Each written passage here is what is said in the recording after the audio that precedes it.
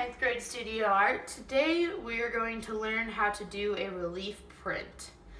So some things about relief prints. They come from ancient Japanese woodcuts. A relief print is something when you carve into the surface, like you can see here, when I carved into it, the white space is going to be white.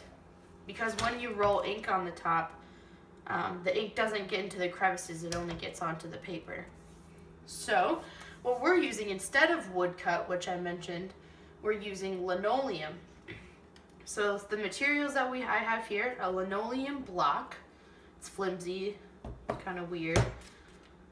This is my carving tool, and it comes with all of these extra tools as well for basically different depth of where you cut into the linoleum. So I've been using this one. You can see I've done a bit on this linoleum.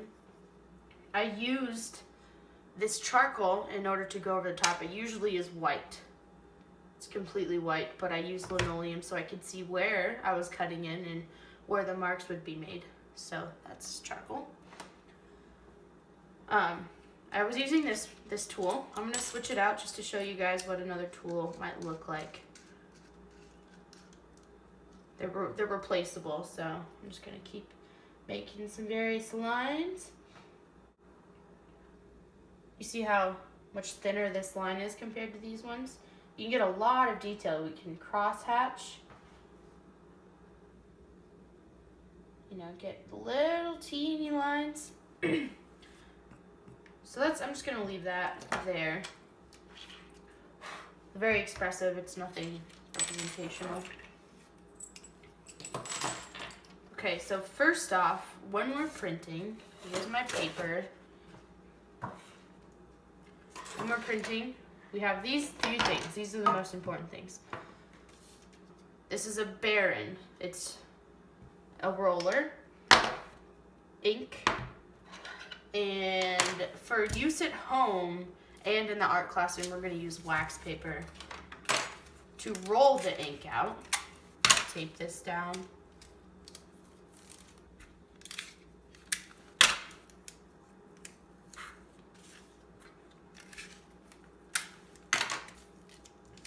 Another thing is we do not want the charcoal to be on the linoleum when we put the ink on. So when we print, it's only ink and no charcoal comes out on the paper. So I'm just gonna clean that off. Okay, so I've rolled out my ink. I just put a line of ink across the top like this, very thin, sort of like that thickness. I rolled it out. This is called a slab.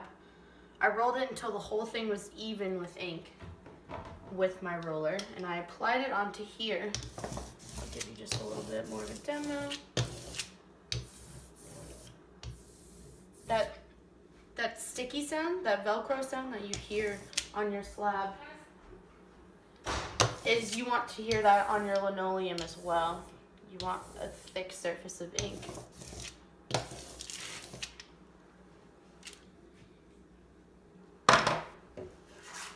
I'm using recycled paper. So we're just gonna place it on top. This doesn't really matter because it's probably our first print. We're gonna have many others. Use the Baron, and we're just gonna evenly put pressure around the whole thing. I like to sort of go in a rhythm of circles to make sure I get every surface of ink on the paper. Here is the final product.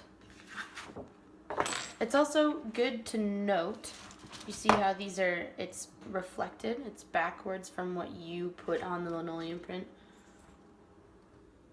So if you're doing any words, keep that in mind that it will be reflected.